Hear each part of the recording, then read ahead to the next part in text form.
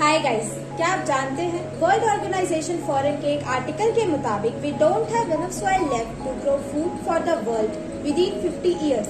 पिछले कुछ दशकों से देखा जा रहा है कि प्लांट्स एंड क्रॉप्स को उगाने के लिए केमिकल फर्टिलाइजर्स एंड पेस्टिसाइड्स का उपयोग बढ़ा दिया गया है। इसकी वजह से हमारे सॉइल की फर्टिलिटी डिग्रेड हो रही है, air pollution and water pollution हो रहा है और साथ ही साथ जिसका इफेक्ट हमारे हेल्थ पे भी पड़ रहा है। So, what will be the outcome of this ecosystem imbalance? To combat these situations, हमारे पास बहुत से इको फ्रेंडली तरीके हैं and one of them is regenerative agriculture. So what is regenerative agriculture? Basically, regenerative agriculture soil की fertility को increase करने, atmospheric CO2 को store करने, फार्म की डाइवर्सिटी को बढ़ाने और साथ ही साथ जल और वायु ऊर्जा प्रबंधन को सुधार करने के लिए खेती का एक तरीका है। Regenerative agriculture basically 5 principles पर आधारित है। पहला, don't disturb the soil. दूसरा, keep the soil surface covered. तीसरा, keep living roots in the soil.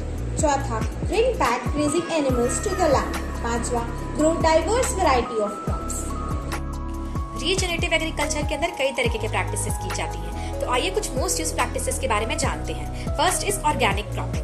Organic cropping के अंदर किसी भी तरीके के सिंथेटिक फर्टिलाइजर्स या पेस्टिसाइड्स का यूज नहीं किया जाता है क्रॉप को उगाने के लिए। इसकी बजाय नेचुरल मेथड्स जैसे क्रॉप रोटेशन, कवर क्रॉपिंग और ऑर्गेनिक फर्टिलाइजर्स का यूज किया जाता है ताकि सॉइल की हेल्थ भी बरकरार रहे।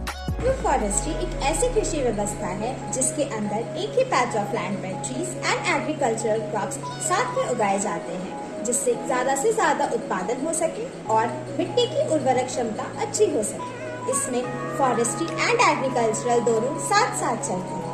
थर्ड इज पेरिनियल क्रॉपिंग, जिसे 12मासी फसल भी कहा जाता है। इसके अंदर उन क्रॉप्स को उगाया जाता है जिसे हर साल रीप्लांटेशन की जरूरत नहीं पड़ती। आफ्टर हार्वेस्टिंग ये खुद ही ग्रो करते हैं। इसकी वजह से केमिकल इनपुट्स की मात्रा कम रहती है, बार बार खेत जोतने की आवश्यकता नहीं रहती और साथ ही साथ सॉइल इरोजन भी बहुत कम रहता है। Overall, regenerative agriculture provides sustainable farming, soil health and promote biodiversity. So, concluding this video, I hope you all find this video informative and engaging. Stay healthy and protect the environment. One Earth for all.